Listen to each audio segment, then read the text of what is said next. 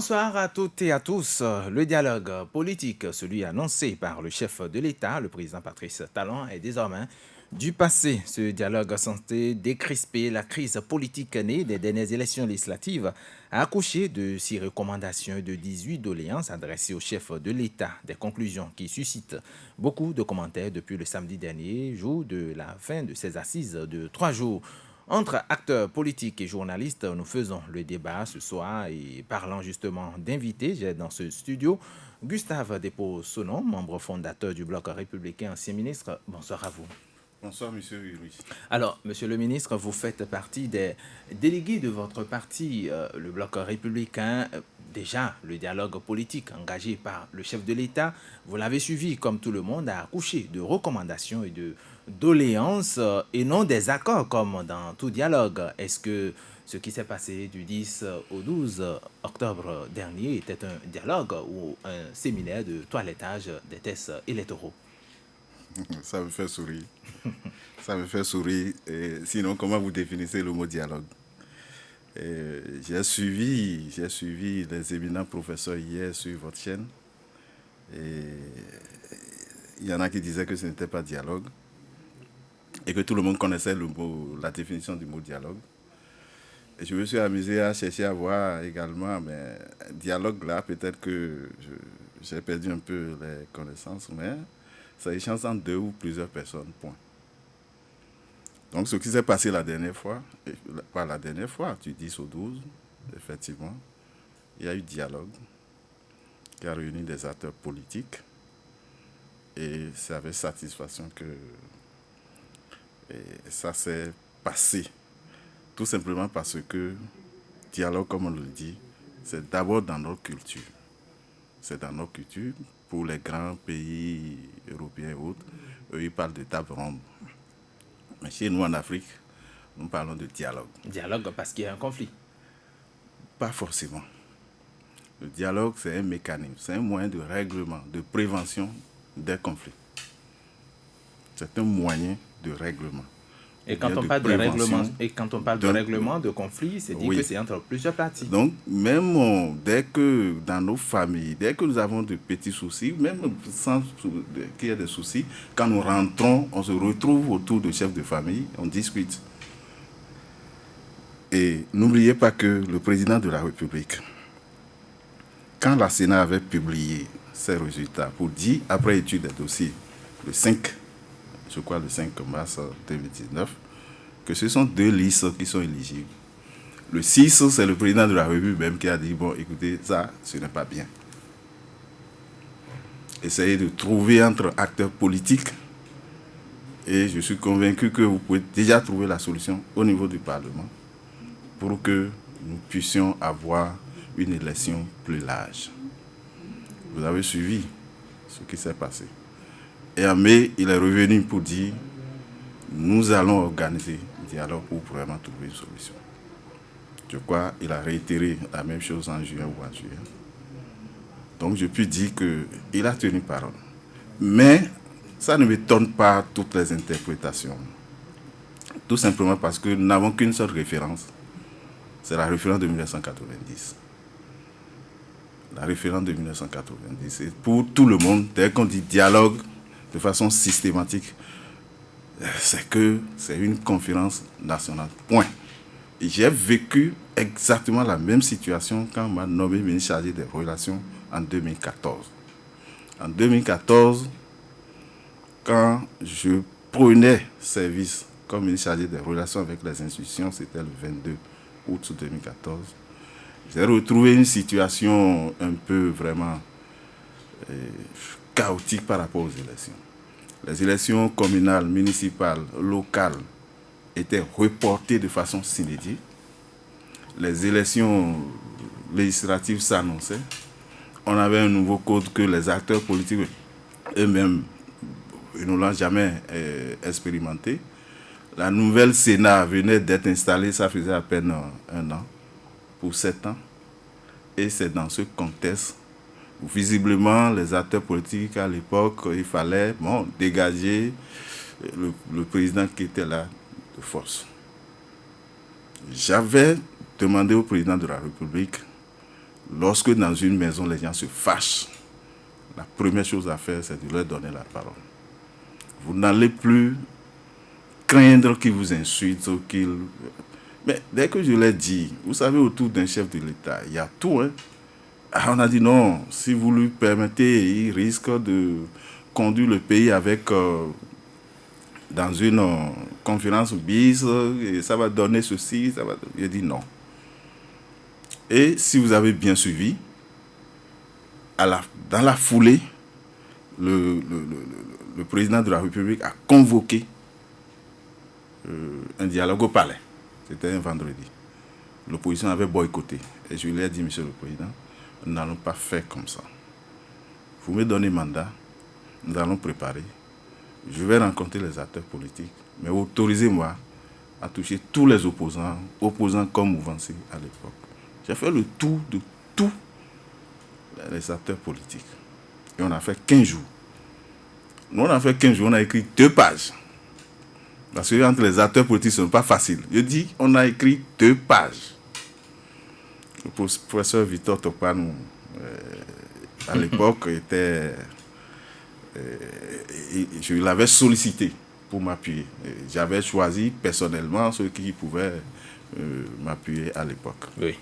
Donc, c'est pour vous dire que il y a eu c'est pratiquement le même schéma. C'est le même schéma. Le président de la République, et il a été clair, et il a dit, selon lui, et le diagnostic qu'il a fait, c'est que les 2 lois qui nous ont posé plus de problèmes, à l'application, les acteurs politiques ne se sont pas retrouvés. Et par conséquent, il faut les toiletter. Et n'oubliez pas que nous sommes encore dans jusqu'à nouvel ordre, la Constitution de 1990 est en vigueur. Tout à fait. Alors, Vigile Avancé, je demandais tout à l'heure, est-ce qu'il ne manquait pas quelque chose à ce dialogue-là?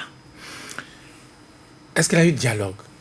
Moi, je repose la question parce que j'ai entendu le ministre Onon définir le dialogue comme étant échange entre 2 personnes, ça s'arrête là. Ben oui, dialogue, ça, c'est si je vais enseigner le dialogue aux enfants en 5e. Dialogue, Femi parle à Yemi, oui, il a dialogue. Tout à fait. Mais ça s'arrête là. C'est pas un dialogue, ça, monsieur le ministre. Et le dialogue, c'est quoi? Mais c'est pas un dialogue. La preuve, vous vous êtes contredit tout à l'heure. Vous avez dit, quand vous avez pris votre initiative en 2014, vous avez contacté tous les partis, voilà, tous les acteurs politiques. C'est bien ce que vous avez dit, oui. N'est-ce pas? Oui. Est-ce le cas maintenant? Mettons. D'accord. Le dialogue d'abord.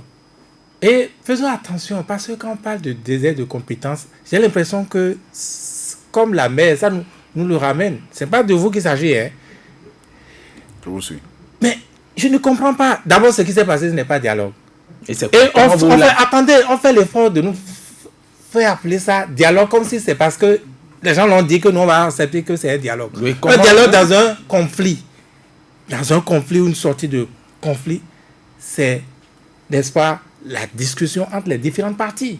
Pas plus. Les partis en crise notamment. Les partis en crise notamment. Pas plus. Vous dites dialogue pour sortir de crise. Mais vous sortez de la crise. Même en temps ordinaire, quand vous dites, même en temps ordinaire, quand ce n'est pas la crise, si c'est pour prévenir la crise, et que vous laissez tomber une partie à chaque fois, vous laissez tomber une partie, et même la crise viendra au galop. La crise viendra, il n'y a pas de dialogue. Pourquoi on a peur de le dire? Le chef de l'État a le droit d'organiser ce qu'il a organisé. Il a le droit de dire, ma solution à moi, c'est de réunir les gens à la plage, ces différents acteurs-là, pour qu'ils me sortent, n'est-ce pas, des clés pour que je m'en sorte. C'est comme ça il a vu les choses. Maintenant, tout le problème, c'est qu'il force à appeler ça dialogue et nous fait appeler ça dialogue. Tout comme, monsieur le ministre, je suis ingénieur des ponts et chaussées. Désormais, le gouvernement dit pour recruter des ingénieurs des ponts et chaussées, il faut passer par un test. Moi, j'avais déjà mon diplôme. Je l'ai depuis 10 ans. Je donne un exemple, évidemment. Bien sûr. Et on dit, bon, concours, les aspirants à la profession d'ingénieur des ponts et chaussées. Et c'est des aberrations, tout ça. C'est des aberrations. Pour vous, C'est- il n'y a pas eu dialogue. Hein? Je Non, retiens mais- fondamentalement mais- qu'il n'y a pas eu dialogue, mais Joël Chogbe... Si dialogue, c'est échange entre des gens, Deux oui, personnes. oui. Et ça, Le- c'est dialogue en 5e. D'accord. Mais il n'y a pas de dialogue pour sortir d'une crise. Joël Chogbe, On peut vous pas étiez discuter ça. à l'intérieur de cette salle, la salle bleue du Palais des Congrès. Est-ce qu'il y avait dialogue? Voilà. Si on s'en tient évidemment à cette définition classique rappelée ici par le ministre, hein, que d'ailleurs je remercie donc mes instituteurs, déjà au CM2, au CE2, qui déjà m'ont enseigné parce que mon papa lui-même également enseignant.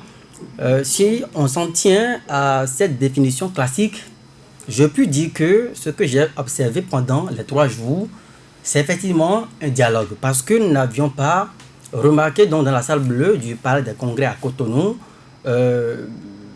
le ministre selon lui, seul, au milieu de la salle, regardant donc en l'air et parlant donc au mur. Pas du tout.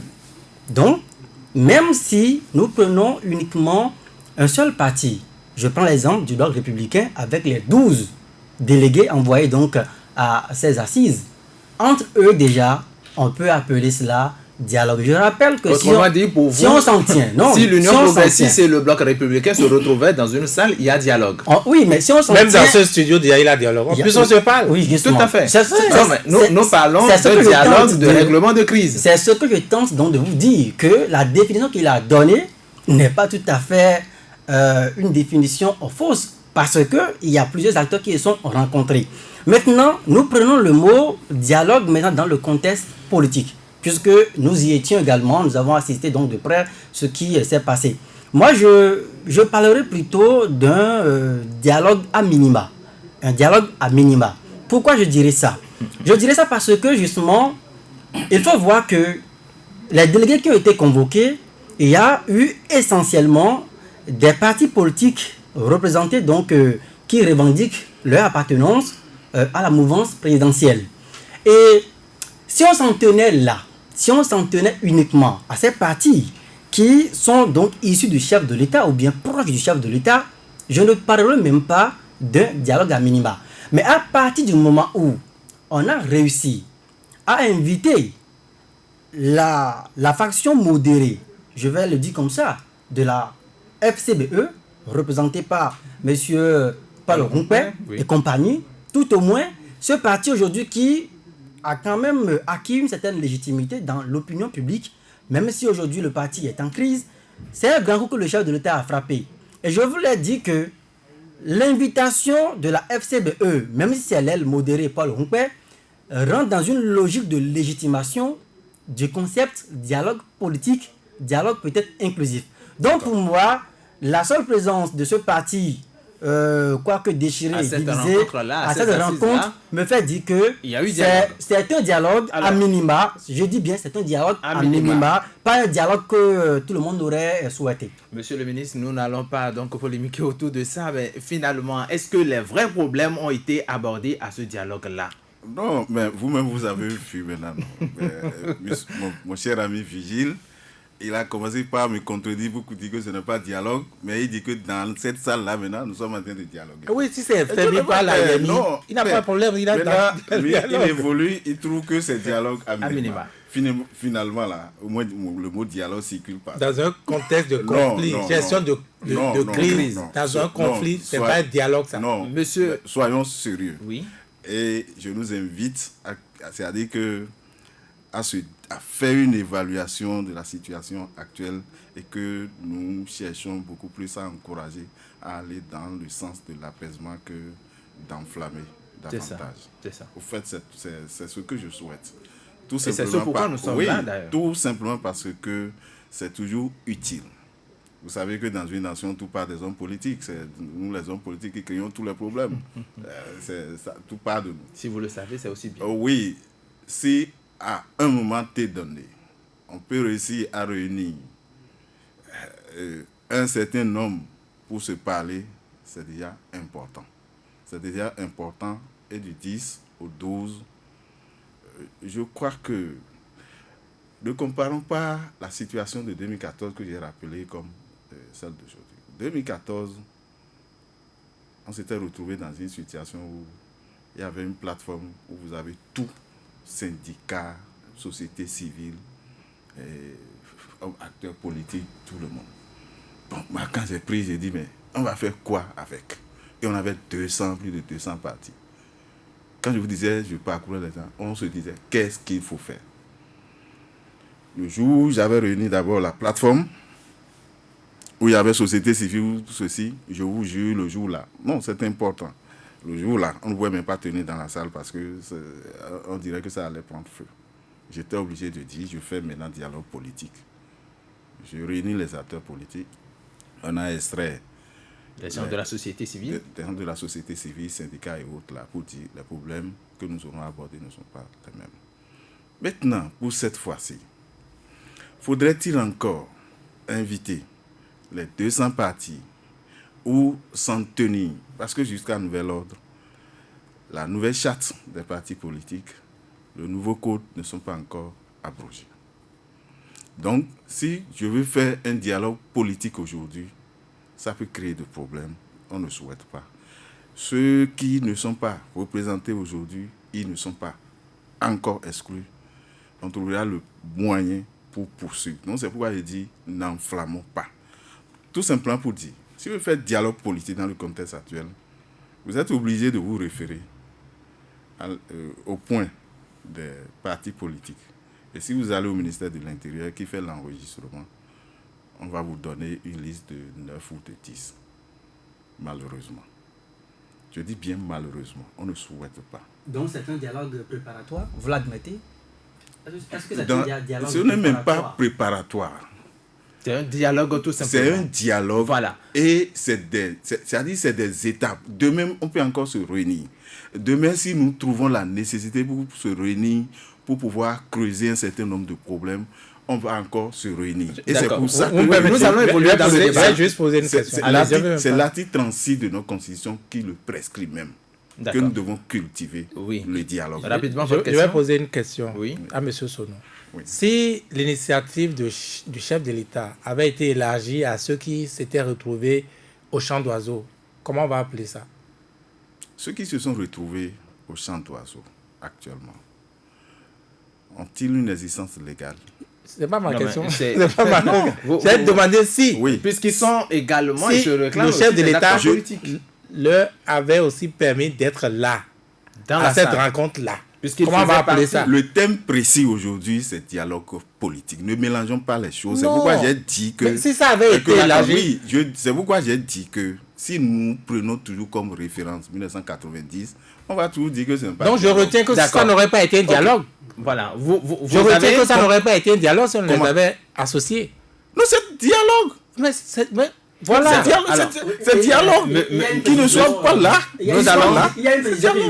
Nous allons recentrer le débat. Si tu permets, nous allons... Il y a une précision que j'allais apporter rapidement.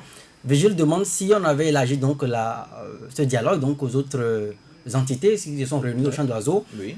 J'ai fait attention, ce sont des choses subtiles, mais qu'on oublie parfois. J'ai fait attention à la salle bleue du Palais des Congrès. Ils n'ont jamais écrit dialogue politique national. Ils ont écrit dialogue politique. Peut-être le national aurait donc pu intervenir que ça serait peut-être élargi. On parlerait de ceux qui se sont retrouvés. Est-ce que nous sommes dans une salle de vocabulaire? Alors, vocabulaire, le dialogue. On est là pour régler un problème. Est-ce qu'on règle le problème en procédant ainsi? Nous parlons désormais du contenu. Nous parlons donc des sujets abordés au cours de ce dialogue-là. Est-ce qu'on a avancé? Qu'est-ce que vous retenez concrètement? Non, on a beaucoup avancé. Et dans un dialogue, ça se passe toujours comme ça. Ça se termine toujours par des points d'accord et des points de désaccord. Vous parlez d'accord? Oui, je dis, ça se termine toujours comme ça. Lorsque j'ai entendu des gens sur les réseaux sociaux vous dire dialogue, ça c'est toujours accord et c'est applicable. Vous voyez, applicable. Vous avez une constitution. Ce n'est pas comme en 1990. Et on dit, c'est-à-dire que ça s'impose. Non, ça ne s'impose plus dans le contexte actuel par rapport à notre constitution. Donc, ça aboutit à des points d'accord. Et je demandais si... Et maintenant, les points de désaccord ont été répertoriés par formation politique comme étant maintenant des doléances. sur lesquels on appelle le chef de l'État, le gouvernement, à travailler de manière à ce qu'il y ait un apaisement. Et je dis, dans la vie, tout est un processus. Et un pas que les acteurs politiques font, encourageons-les pour qu'ils en fassent plus que de les décourager. D'accord. Maintenant, je demandais si les points qui fâchent aujourd'hui, est-ce que tous ces points ont été abordés? Non, les points qui fâchent aujourd'hui, quels sont les points qui fâchent aujourd'hui? C'est ce que je vous dis. Je vous ai dit. Et les points qui fâchent, il y a des points sur lesquels, d'abord, on s'est entendu que, nous avons eu véritablement de problèmes à partir de 2 textes. La charte des partis et le code électoral. Et par rapport à ça, je crois, on s'est entendu sur le minimum. Et si c'est fait, je crois que c'est réglé. Et si on n'avait pas eu de problème dans l'application de ces tests-là aujourd'hui, on ne serait pas en train de parler, en train de dire qu'il y a problème. Tout simplement parce que nous avons un problème d'hommes au Bénin et nous avons un problème de tests. Et après, c'est l'application des tests. Je me suis amusé à regarder le Parlement, la 7e mandature, les 11 livres représentés. On dit, mais aujourd'hui, là, parmi les 11 livres représentés, là, est-ce qu'il y a au moins un membre de chacune de ces listes représenté encore dans la 8e mandature? J'ai constaté que, à l'exception d'une seule liste, il y a les 10 là. Vous avez au moins 2 membres qui sont encore représentés. Donc le problème qui se pose, c'est le problème d'hommes et problème de leader. Comment ils sont allés là-bas. Donc le reste là, c'est pourquoi je dis, nous allons contribuer de manière à ce... D'accord, vous avez dit, vous voulez faire rien que s'attaquer aux lois. D'accord, quand vous avez fini ça là, voilà ce que nous avons comme problème. On peut avancer ainsi. Mais malheureusement, aujourd'hui, nous sommes tous devenus spécialistes de toutes les questions. Et puis, bon, des gens qui n'ont jamais exercé, ils vont vous décrire. Des gens qui n'ont jamais été chef de quartier, ils vont vous dire comment ça se passe. Et puis, on envenime la situation. Donc, sincèrement, ce n'est pas que ces assises ont réglé tous les problèmes. Non, ce n'est pas ce que je sens de dire.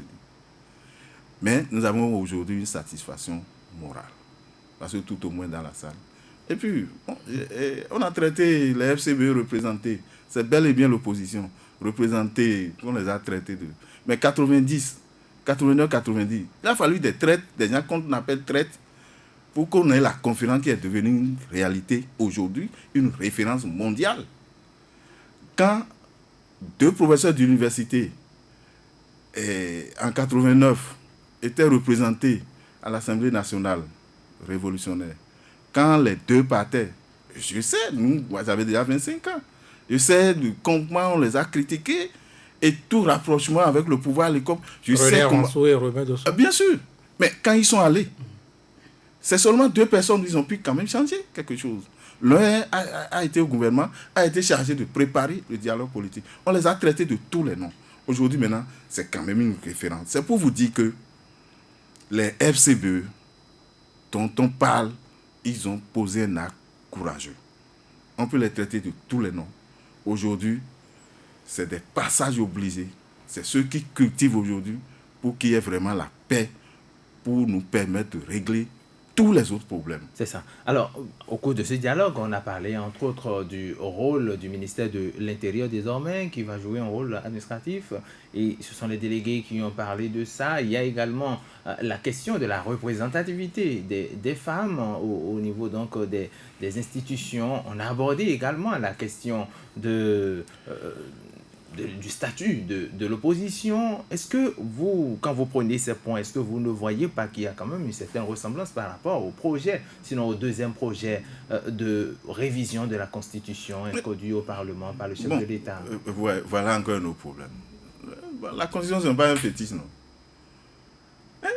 Moi, j'avais proposé depuis 2016-2017, évitons de prêter des intentions à tout chef d'État pour dire c'est ceci, c'est... et qu'on pouvait chercher à faire une révision de façon graduelle. Je me suis amusé à regarder combien de fois la France a révisé sa constitution. J'ai oublié, sinon je vous aurais donné les statistiques. Dès qu'il y a un petit problème et qui concerne un article, les gens se réunissaient, ils révisaient. Voilà des situations. Et dans la salle, les opposants faisaient des démonstrations pour dire qu'il faut organiser des élections groupées, il faut organiser ceci. Mais le peuple est contre la révision de la Constitution. Mais eux-mêmes, ils se rendent compte que le développement qu'ils sont en train de faire, c'est que pour mettre en œuvre ce qu'ils proposent, il faut toucher à la Constitution. Et dans le même temps, ils disent qu'on ne doit pas toucher à la Constitution. Et finalement, ils disent, bon, on va étudier. Vous ne voyez pas que c'est-à-dire que c'est parfois contradictoire. Je vous donne un autre exemple. Quand le chef de l'État avait mandaté le 6 mars, le président de l'Assemblée nationale d'alors, pour dire, bon, vraiment trouver une solution à la crise. À la crise à l'Assemblée nationale. On a dit que ce qui me gêne, le problème, c'est quoi? C'est que quand il y a crise, là, les solutions, les discussions intermédiaires, là, on ne les porte pas au public. Et ça, parce que ça dit que ça vous désoriente par rapport à l'objectif à atteindre.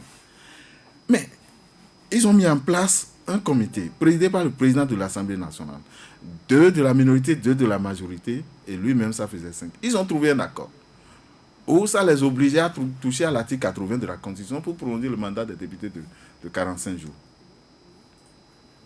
Mais les 2 de l'opposition ont dit, nous allons rencontrer encore leader. Non, ça ne se passe pas comme ça. Vous devez, avant de poser votre signature, avoir d'abord l'accord, etc. Sinon, vous assumez. D'accord. La preuve, ils ont rejeté. Oui. Aujourd'hui, maintenant, on se retrouve dans cette situation à vouloir trouver que la Constitution... Moi, je ne dis pas nécessairement que... si on ne veut pas réviser la Constitution, qu'on trouve alors solution aux différents problèmes qui sont posés. Alors, je suis avec vous, Joël Djogui. Est-ce que les vrais problèmes ont finalement été abordés? Quand vous prenez, par exemple, les points qui ont fait objet de consensus, est-ce que véritablement ces points-là, ont fait quand même bouger les lignes?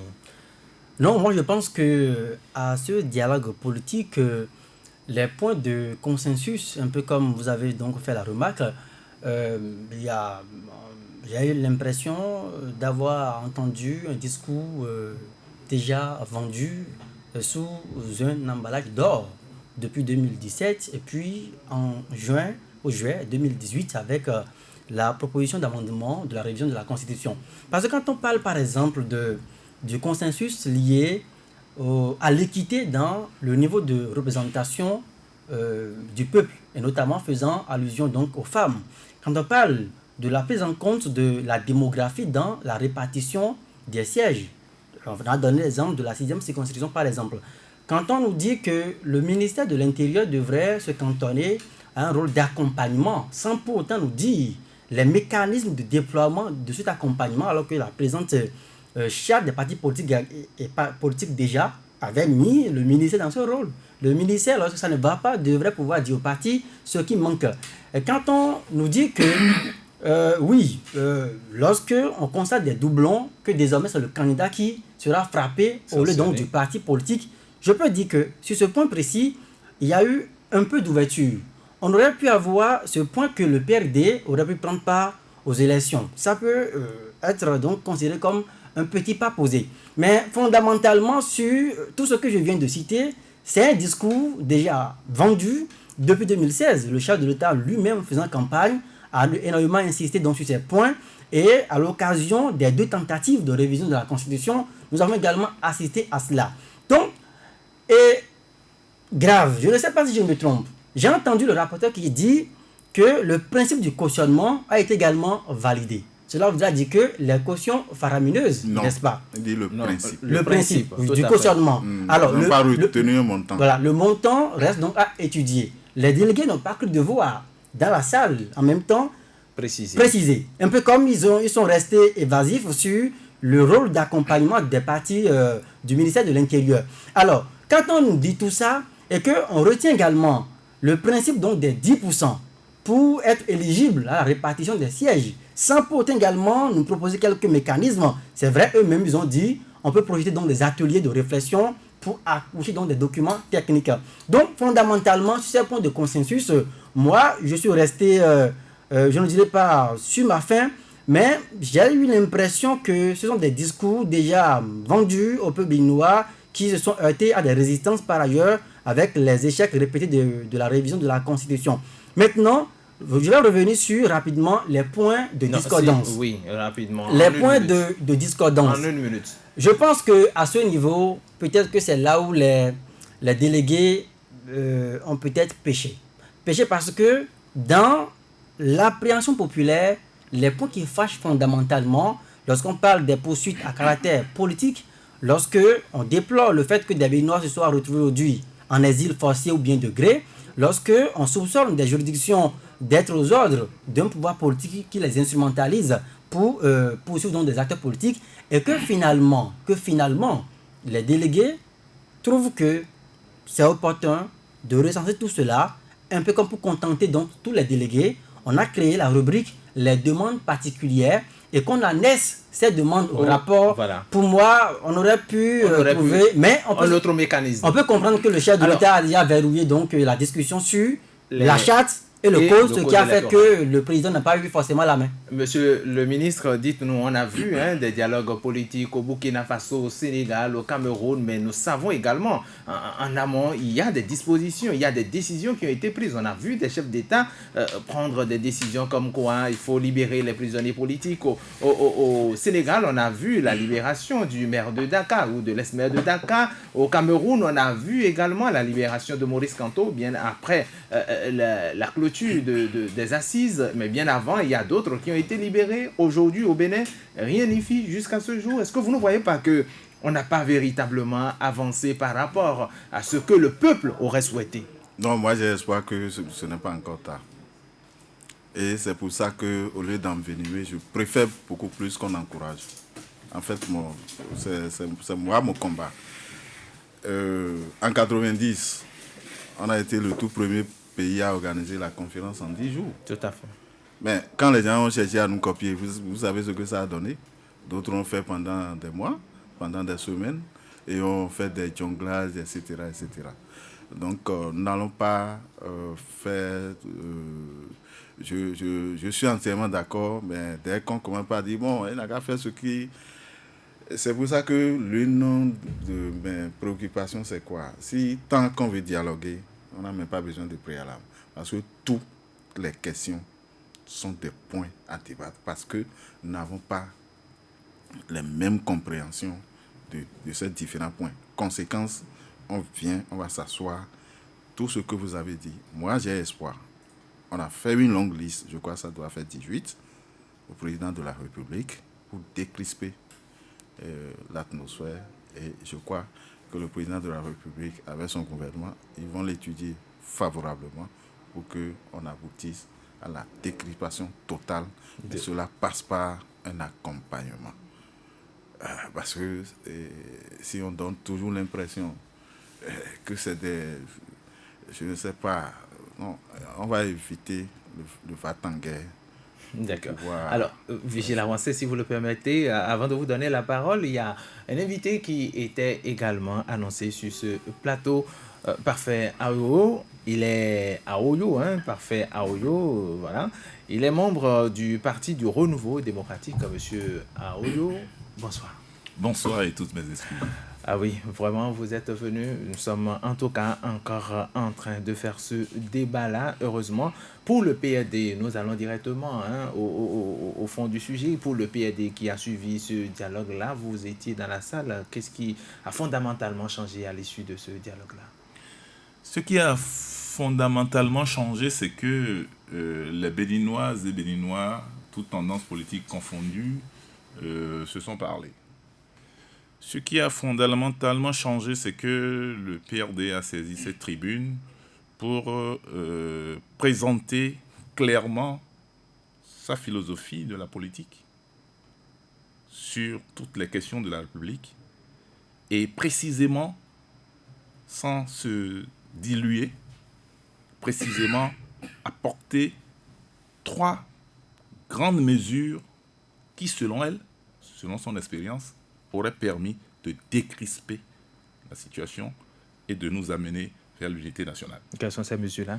Alors, il ne vous échappe pas que nous étions au dialogue politique parce que les dernières élections issues du vote des 2 lois que sont le code électoral et la charte des partis, ces dernières élections, disais-je, ont été des élections qui ont été catastrophiques à tout point de vue, au point où s'en est sorti une Assemblée nationale illégitime. À partir de cet instant, des violences nous ont amenés dans la contestation de la manière dont cette Assemblée nationale, 8e législature, a été élue et installée. Des violences nous ont amenés à des morts, des blessés et des dégâts matériels. Nous nous sommes dit, première mesure pour apaiser, il y a un camp qui dit, il faut que cette Assemblée dégage tout de suite. L'Assemblée installée, elle attend, fait ses 4 ans et argue qu'elle est bien légalement élue. Nous nous disons, pour décrisper la situation, on va saisir la position et le point de consensus sur lequel tout le monde est d'accord, c'est l'organisation des élections générales. Alors, nous disons, il faut organiser les élections générales en 2021. Ça veut dire que c'est une solution de compromis politique. Ça veut dire que ceux qui veulent qu'il dégage tout de suite ne sont pas totalement satisfaits, ils seront satisfaits à 50%. Ceux qui veulent rester aussi dans leur fauteuil pendant 4 ans seront aussi satisfaits à 40%, quitte à trouver politiquement aussi des mécanismes. Les gens vont s'arc-bouter pour dire nous ne partons pas, nous sommes là pour 4 ans. On va trouver des mécanismes pour les dédommager aussi. Donc pour nous, cette assemblée ne peut pas continuer. Cette assemblée ne peut pas continuer. En participant par exemple à ce dialogue-là, est-ce que vous ne légitimez pas ce Parlement? Mais je ne légitime pas, d'autant plus que le PRD a mis cette proposition sur la table. On ne légitime pas. Mais cette assemblée-là doit donc valider les propositions issues de ce dialogue-là. Attendez. Il faut bien une assemblée. Si on ne dit rien, elle continuera pendant 4 ans, non? Maintenant qu'elle est là, nous nous disons avec force et conviction qu'il faut pas qu'elle aille au bout.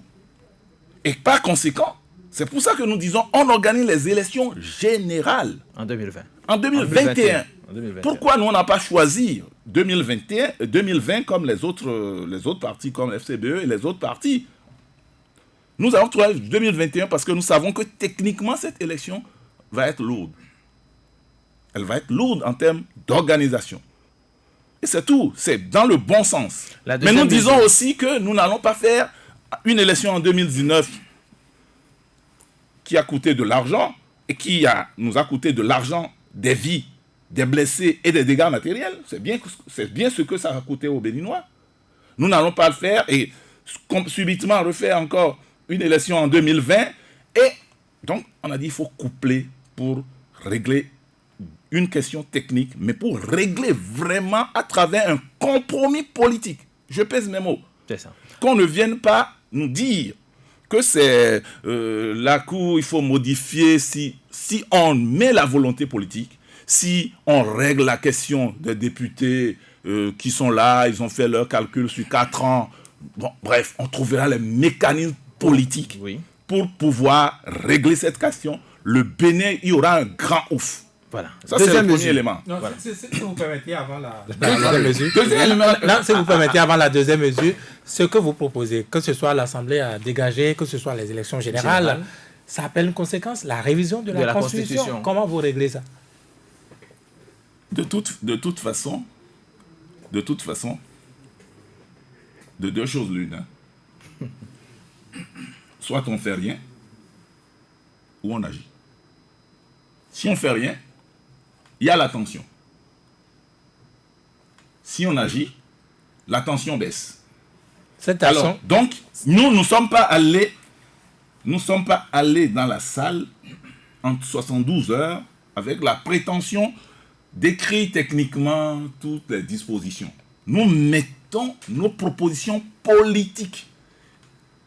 Je répète, nous sommes allés proposer une démarche de sortie de crise politique.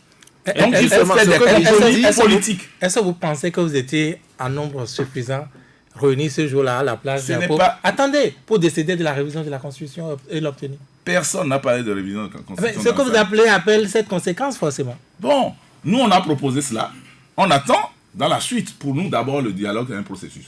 Même ceux qui ne sont pas arrivés, ils vont rattraper le processus. Si tant est que leur préoccupation, c'est de décrisper la situation et de travailler ensemble. Un peu avant vous, il y a le ministre qui disait tout à l'heure qu'on ne peut pas vouloir une chose et son contraire, et que cela appelle nécessairement à... C'est pas grave. À la date d'aujourd'hui, rien n'a bougé dans le pays. Ça veut dire qu'on peut toujours rattraper d'une manière ou d'une autre. Je vous dis, je répète, que si nous nous cantonnons derrière des arguments qu'on a déjà entendus, et qu'on connaît, et qu'on ne fait pas un sursaut politique, il y aura toujours un problème. Or, dans le discours d'ouverture du chef de l'État, il a dit de proposer des solutions qui nous amènent à la cohésion nationale, à la paix.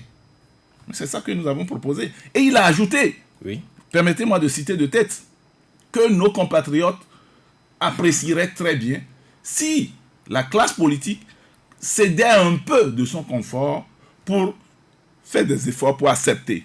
C'est déjà la voie. Donc chacun va perdre quelque chose pour qu'in fine, le Bénin gagne. Et il conclut en disant, seul le Bénin est éternel. La deuxième mesure, toujours découlant. Je précise, on n'est pas allé dans la salle pour régler toutes les questions politiques en suspens dans le pays. On a bien lu. Lisez les 5 points qui ont été abordés. C'est des mesures liées au code électoral et à la loi électorale, aux élections qui en sont suivies et aux violences. Donc nous avons dit que précisément le président Yahi Boni, qui a été poursuivi suite aux événements de 1er et 2 mai, que d'arrêter les poursuites à son encontre. Ça suppose en filigrane que tous les autres qui sont arrêtés dans ces conditions-là. Mais dans des conditions liées aux violences post-électorales. Il faut bien que ça soit très clair, qu'on ne vienne pas mélanger. Nous n'avons pas dit qu'il n'y a pas de problème par ailleurs sur d'autres sujets dans le pays.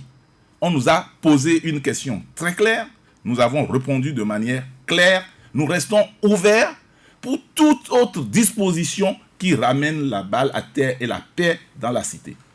Et troisième proposition, on a dit qu'il faut indemniser tout naturellement. Les familles, à défaut des victimes, donc des morts, à défaut de les ressusciter, les blessés, et puis ceux qui ont subi des dégâts matériels. Voilà. Et lorsque nous avions vu la liste de préoccupations des autres partis, FCBE et autres partis, on s'est dit, si c'est aussi une manière pour décrisper la crise, on est preneur. Seulement que nous n'sommes pas aux manœuvres. La balle est dans le camp du chef de l'État. Je veux finir là-dessus en disant précisément que nous, on a espoir qu'il analysera positivement ces recommandations dans le sens de décrispation et dans le sens de compromis politique, dans le sens de vouloir couper la poire en deux. Voilà. Vigile Awansa, est-ce qu'il y a de l'espoir lorsque tout finalement revient au libre arbitre du chef de l'État? C'est lui qui décide de tout. Il y a des recommandations, il y a des doléances par d'autres côtés. Est-ce qu'il y a de l'espoir? Je ne sais pas si vous avez fait attention aux terminologies. Les recommandations, c'est pour les points de consensus. Tout à fait. Ça, c'est les recommandations. Maintenant, les doléances, quand ça plaira bien à votre volonté, je n'allais pas dire, oh, majesté, Mais c'était un peu ça. Vous avez fait attention à la manière dont ça a été libellé par le Tout à fait. professeur. Victor Le Topane. professeur Victor Topane. Comme s'il avait oublié que ces étudiants sont en train de le suivre. Non, je crois qu'il a quand même un problème dans ce pays. Il n'y a aucun problème. Vous voulez faire un procès, Non, mais d'avoir écoutez- les bonnes manières, les bonnes formules. Ah bon, les bonnes manières, les bonnes formules. C'est tout. C'est pas compliqué Mais ça. pourquoi vous dites maintenant que vous voulez que le chef de l'État étudie positivement? Il n'est pas obligé. Il n'est pas obligé. Vous l'avez dit s'il lui plaît bien, mais si ça ne lui plaît pas, où est le problème? Mais- Où est le problème? Non. On suppose qu'il est Mais également il est dans la dans même le dynamique. pays. Il est dans Alors, le pays. Il oui, voit la. Monsieur Vigile, Oui. nous n'allons pas toujours, après Enflammé. 30 ans d'essai de démocratie, penser que pour régler nos crises, qu'il faut aller toujours par la force. Mais qui a dit, Ce n'est qui pas a la parlé de force. force? C'est Non. de Qui a dire parlé les de choses force? telles Dis qu'elles la sont, vérité monsieur. à quelqu'un. Oui, c'est Dis la- que ça là, si vous ne le faites pas, si on ne le fait pas, on risque de faire un troisième, un quatrième dialogue. Où est le problème? On peut faire 1000 dialogues. Dialogue, c'est un C'est un processus. C'est un processus. Et je crois qu'il C'est un processus. Vous avez bien pris de l'air à la plage. Hein, ça. Non, non. Il y avait pas de plage. Même, Oui, il y a c'est monsieur du bon Sono qui a la oui, parole. même si on nous invite demain, on va encore repartir. Je dis que c'est un processus tant qu'il y aura de petits problèmes. Même s'il n'y a pas de problème, c'est un mécanisme de prévention des crises. Je salue l'arrivée de M. Aoyo parce qu'il faut avouer que le PRD est resté toujours dans un processus de recherche de paix. Le PRD m'a fortement accompagné en 2014-2015. Et ça, je sais de quoi je parle, en toute sincérité. Tout à l'heure, je parlais de, après 30 ans, nous n'allons pas chercher toujours à régler nos problèmes avec la force. Tout simplement parce que l'article 54 de notre Constitution dit que le chef de l'État définit et conduit la politique de l'État. Il est le chef du gouvernement et dispose de l'administration de l'armée. Donc, du 6 avril 2016 jusqu'au 5 avril 2021, il a cette... c'est lui qui doit manœuvrer. À ce titre, c'est pour ça que le rapporteur disait, on ne vous impose rien. Mais le chef de l'État, dans son discours, vous avez compris, lui aussi dit, nous recherchons pour que vraiment... Puisque le problème, je vous ai dit, je n'ai pas caché, je suis acteur politique. Le problème que nous vivons aujourd'hui, c'est du fait des acteurs politiques. Et il dit qu'il faut que chacun se départisse de ses intérêts pour que nous puissions obtenir vraiment le consensus qu'il faut. Donc, c'est juste pour ça, c'est des formules de politesse. Vous parlez quand même. Il y a Il bien n'était pas manière. seul avec le chef de l'État dans son salon. Non, je ne le dis pas. Non, mais par exemple, vous ne pouvez pas quand même dire à votre papa à la maison, papa, tu mens. Mais vous pouvez dire, vous ne pouvez pas le dire. Moi, je lui ai pas dit. Voilà, dit que, bon, papa, mais ce n'est pas tout à fait juste. Est-ce que ça veut dire que, bon, vous allez dire, bon, mais le chef de l'État, il faut libérer. C'est pourquoi j'ai dit. Non, personne Ouais, n'a dit. il n'était pas dans la salle, mais pourtant, j'ai dit, moi, j'ai... Le chef de l'État, on Espoir. sait qu'il n'avait pas reconnu qu'il y a des prisonniers politiques, il y a des exilés politiques. Tout à l'heure, je viens de vous dire que c'est déjà heureux. Il a fallu que le PRD aille là-bas pour pouvoir dire exactement ce qu'il pense qu'il faut faire pour que ça décrispe et qu'il y ait décrispation de la tension sociale. Cela veut dire que le dialogue est nécessaire tout simplement. Nous n'avons pas la même définition. Nous ne percevons pas les problèmes de la même manière. Et vous ne pouvez pas dire que parce que moi, je comprends que ceci-là, c'est carré, et que l'autre aussi doit dire nécessairement que c'est carré, point, sinon c'est la fin du monde. Donc, c'est pour ça qu'on va s'asseoir et discuter. Si une partie dit il n'y a pas d'exilés politiques, tout à l'heure, on a dit, par rapport aux crises, aux violences, tout ce qui s'est passé après les élections, il faut faire l'effort d'abandonner toute poursuite. C'est déjà des efforts. C'est pourquoi je dis, moi j'ai espoir que nous allons tout obtenir. L'essentiel, c'est que nous accompagnons. C'est ça. Et si on n'accompagne pas, nous n'aurons pas... Monsieur Aoyo, et si vous n'obteniez pas tout ce que vous avez demandé, vous allez faire quoi? nous allons continuer à discuter et à dialoguer. Mais ce n'est, pour moi, le palais des congrès est la salle de discussion en miniature. Désormais, tout le Bénin devient le champ du dialogue. Le dialogue, nous sommes au dialogue, la politique, dans votre studio. Les gens sont en train de faire leur dialogue à tous les niveaux. On sort de... C'est une philosophie, le dialogue. Jusqu'à ce que celui à qui nous avions confié les responsabilités de notre pays, à travers l'article 54 cité, prenne la mesure des choses. C'est pas... Il est dans le pays. Il dispose de l'administration, il dispose des moyens de l'État, il dispose des renseignements, il dispose de tout. Il sait que la tension a monté, monte et est en permanence haute. Il dit, je veux rabaisser la tension proposée. Pendant qu'on y est, lui n'est pas en prison pour savoir que quelqu'un souffre. Il n'est pas à l'hôpital pour savoir que quelqu'un est blessé. Il n'est pas mort pour savoir que ce qui se passe au-delà. Mais il faut lui dire, pour éviter que ceux qui lui disent les mêmes choses ne continuent de l'embrouiller.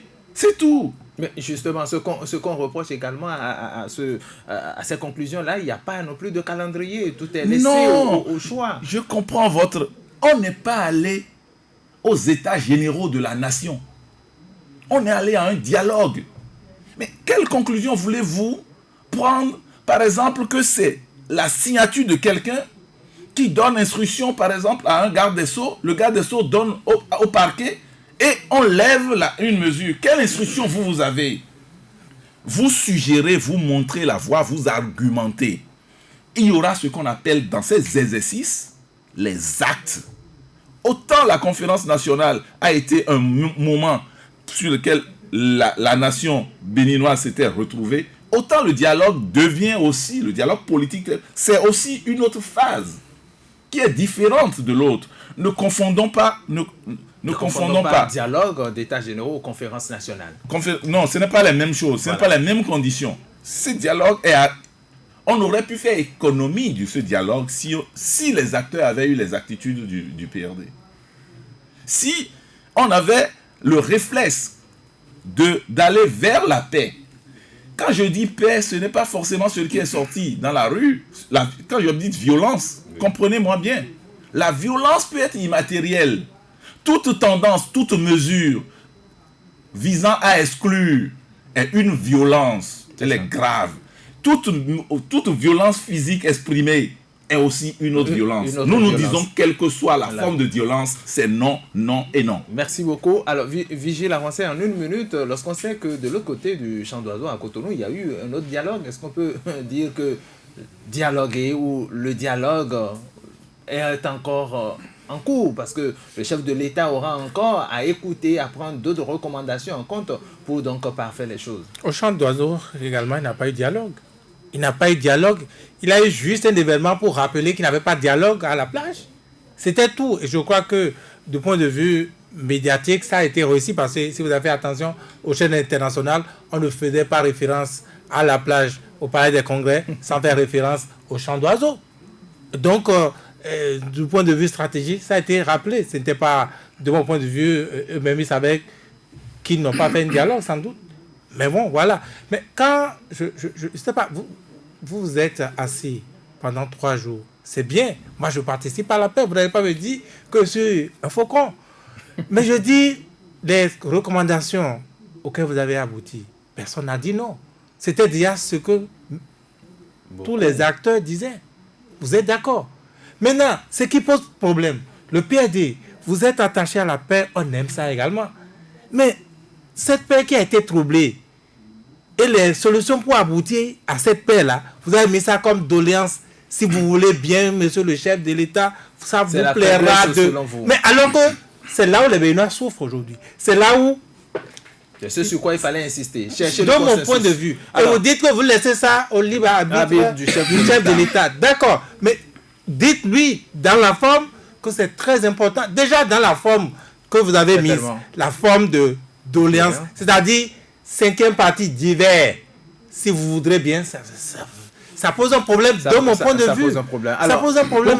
Pour conclure rapidement, monsieur le ministre. Non, monsieur Vigie, vous êtes libre, que ça vous pose un problème. Vous savez, nous n'allons pas continuer à prêter des intentions toujours, tout le temps au chef de l'État. Je crois, je vous ai suivi un peu avant le dialogue, qu'il n'y aura pas de modérateur, c'est le chef de l'État qui va conduire. Non, on a dit, on ne connaissait pas encore le modérateur. Quelques jours avant le dialogue, on a reconnu qu'il y a eu un modérateur qui a été désigné. Oui, le chef de l'État aussi est toujours dans la recherche de solutions qu'il faut. Vous voyez, le dialogue, comme je l'ai dit, en 30 secondes. Oui, à l'entame, c'est un mécanisme de prévention et de règlement des conflits.